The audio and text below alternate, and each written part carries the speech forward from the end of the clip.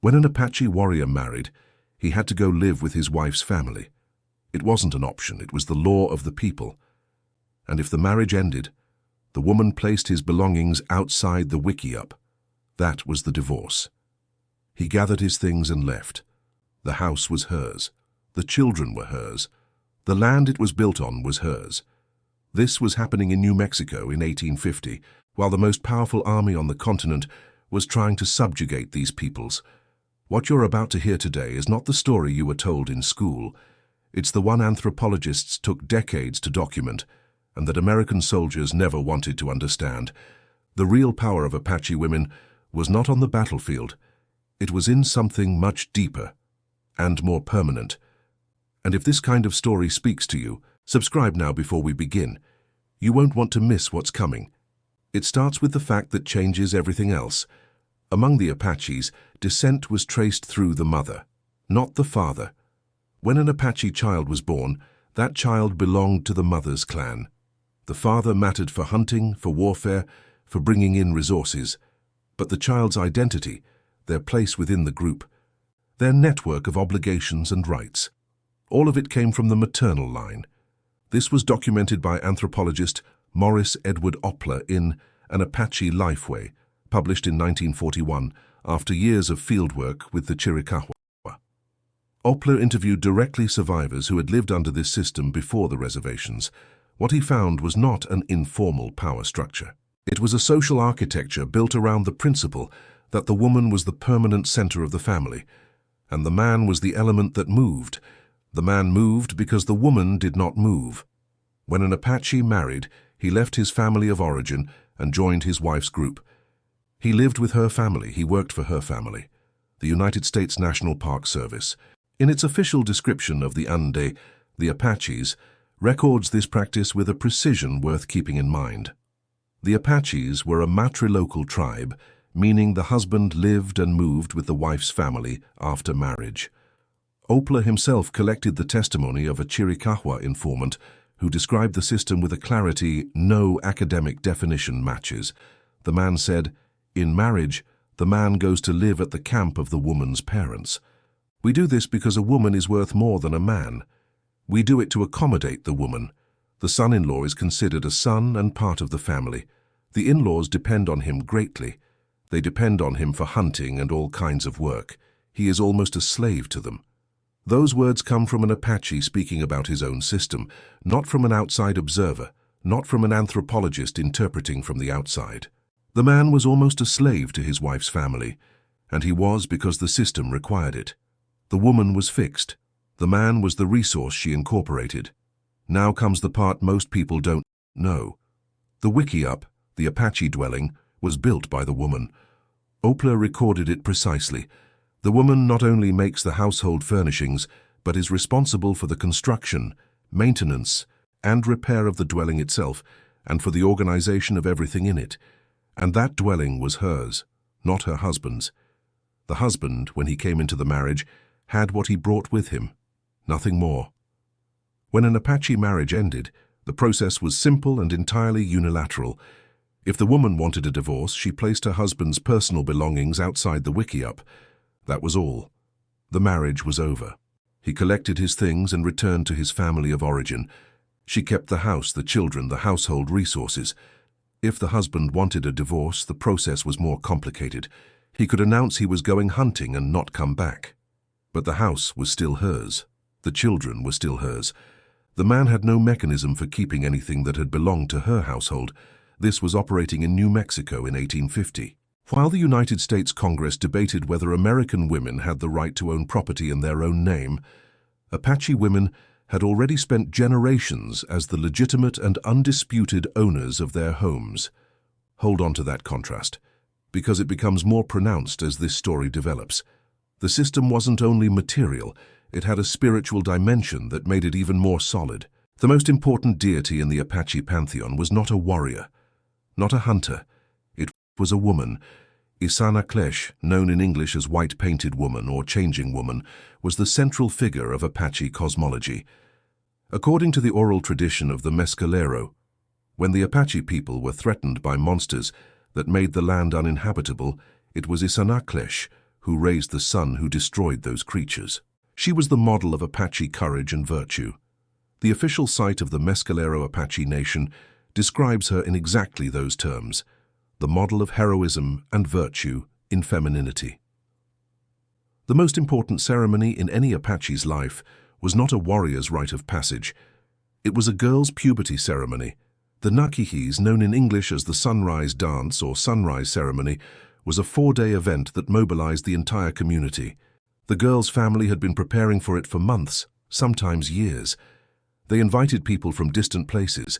They provided food for all attendees for 4 full days.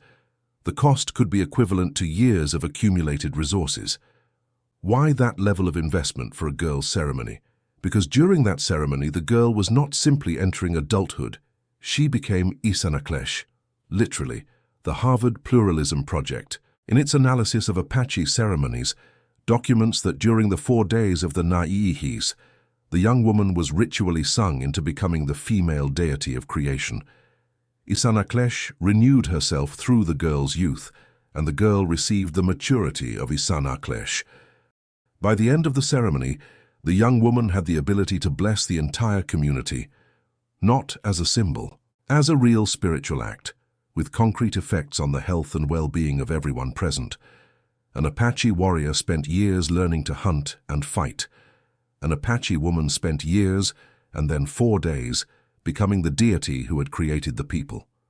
The contrast is not accidental. If you're enjoying this video, like it now. It helps the channel more than you think. And leave a comment. Did you know that the most important Apache ceremony was for a girl, not a warrior? Now hold on to this, because what comes next connects the material system with the spiritual system in a way no American Army officer anticipated, and that explains why the Apaches resisted for so long with so few resources. The foundation of everything was the unit anthropologists call the local group, which the Apaches organized around women. A typical Apache local group in the period before the reservations, documented in Opla's ethnographies and in the records of the Arizona Historical Society, was a cluster of between 20 and 50 people. It was almost always made up of an older woman, her married daughters, and the husbands and children of those daughters. The core was female.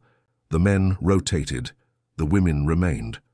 This had a tactical consequence that American military commanders took decades to understand. When the army captured or killed an Apache warrior, that warrior had left his family of origin when he married. His death was a tragedy for his wife and children, but it did not destroy the central group, because the central group was his wife's. The network of women, mothers and daughters, remained intact. When the army attacked a camp, what it found was not a family organized around a man. It was a network organized around several women. Eliminating the male leader did not dismantle the network. The network had multiple centers, all female, all connected by bonds of maternal blood that the army neither mapped nor understood. General George Crook documented his frustration in multiple dispatches throughout the 1870s. The Apache groups he pursued regrouped with a speed he couldn't explain.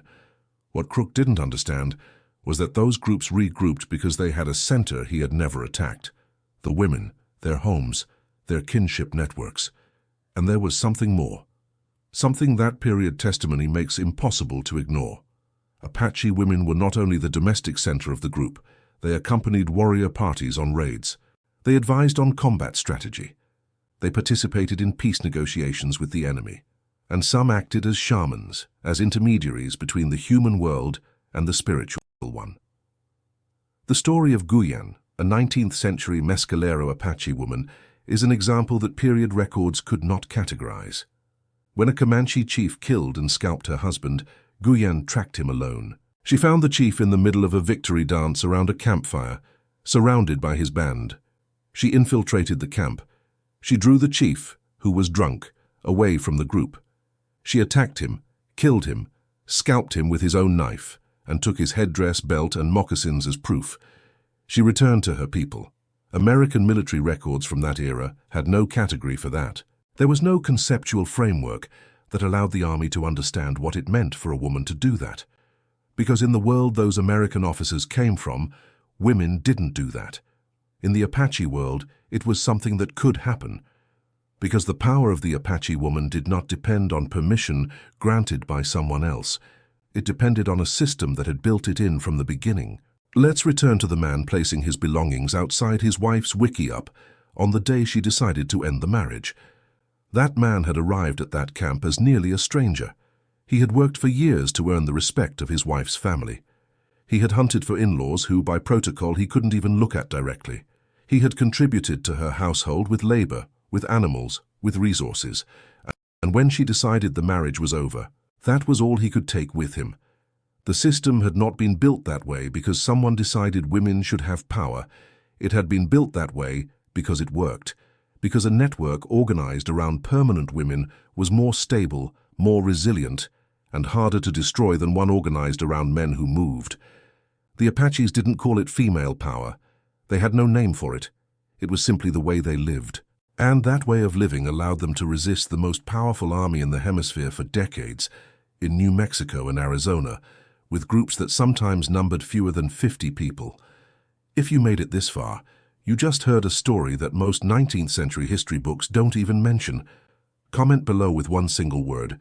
Did you know this existed? Just that. I want to know how many people make it to the end of this video. And if this channel is giving you history you can't find anywhere else, subscribe now. Every week there's a video like this one, you can't afford to miss it.